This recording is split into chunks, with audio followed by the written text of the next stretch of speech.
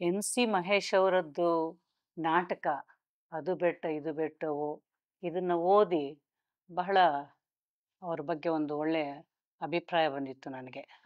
ಬಹಳ ಗಟ್ಟಿಯಾದಂಥ ನಾಟಕವನ್ನು ಬರೀತಾರೆ ಅಂತ ಹೇಳಿ. ಈಗ ಅವರ ಇನ್ನೊಂದು ಮುಖಾನ ನೋಡ್ತಾ ಇದ್ದೀವಿ. ಅದು ಬೆಟ್ಟ ಇದು ಬೆಟ್ಟವೋ ಅದು ಟೈಟ್ಲ್ ನೋಡಿದಾಗಲೇ ಏನೋ ಒಂಥರ ಬಹಳ ಬೇರೆ ಥರ ಇದೆಯಲ್ಲ ಅಂತ ಅಂದ್ಕೊಂಡೆ. ನಾಟಕ ಕೂಡ ಹಾಗೆ ಸಾಧಾರಣ ಸಾಮಾನ್ಯ ಜಾಡನ್ನು ಹಿಡಿದಲೇ ಬೇರೆ ಥರ ಮಾಡಿದರು. ಈಗ ಅವರು ಮಾಡಿರೋ ಕಿರುಚಿತ್ರ ಕೂಡ ಒಂದು ಬೇರೆ ದಾಟಿಯದೇ ಆಗಿದೆ. ಸಾಧಾರಣವಾಗಿ ವಾಂತಿ ಅಂದ ಕೂಡಲೇ ಅಸಹ್ಯ ಪಟ್ಕೊಂಡು ಯಾರೊಬ್ಬರು ವಾಂತಿ ಮಾಡ್ತಾ ಇದ್ರೆ ಅದನ್ನು ನೋಡೋಕ್ಕೂ ಆಗೋದಿಲ್ಲ. ಆ ಥರ ಇದೇ ಜಾಸ್ತಿ. ಅಂಥದ್ರಲ್ಲಿ ಇವರು ಅದನ್ನೇ ಒಂದು ಕಿರುಚಿತ್ರದ ಟೈಟಲ್ ಆಗಿ ಇಟ್ಟಿರೋದು ಭಾಳ ಆಶ್ಚರ್ಯ ಆಯಿತು.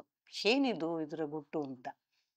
ಆಮೇಲೆ ಅದನ್ನ ನೋಡಿದ ಮೇಲೆ ಅವ್ರ ಜೊತೆ ಮಾತಾಡಿದ ಮೇಲೆ ಆ ವಾಂತಿ ಅನ್ನೋದನ್ನ ಅವರು ಹೇಗೆ ಮೆಟಫರ್ ಆಗಿ ಬಳಸಿದ್ದಾರೆ ಅನ್ನೋದು ಗೊತ್ತಾಯಿತು. ಅಂದರೆ ನಮ್ಮ ಸಮಾಜದಲ್ಲಿ ನಮ್ಮ ಸುತ್ತಮುತ್ತ ನಡೆಯುವ ಅನೇಕ ಕ್ರಿಯೆಗಳು ನಮಗೆ ವಾಕರಿಕೆ ಬರೋ ಥರ ಇರುತ್ತವೆ, ಅಸಹ್ಯ ಹುಟ್ಟಿಸುತ್ತವೆ. ಅದನ್ನು ನಮಗೆ ತಡ್ಕೊಳಕ್ಕಾಗದೇ ಇದ್ದಾಗ ಯಾವುದಾದ್ರು ಒಂದು ನಮ್ಮ ಹೊಟ್ಟೆ ಒಳಗೆ ಹೋಗಿರೋ ಒಂದು ವಸ್ತು ಇರ್ಬೋದು ಅಥವಾ ನಾವು ನೋಡಿದ ಒಂದು ದೃಶ್ಯ ಇರ್ಬೋದು, ತೀರಾ ಅಸಹ್ಯ ತಂದಾಗ ಆ ರೀತಿ ವಾಕರಿಕೆ ವಾಂತಿ ಬರುತ್ತೆ.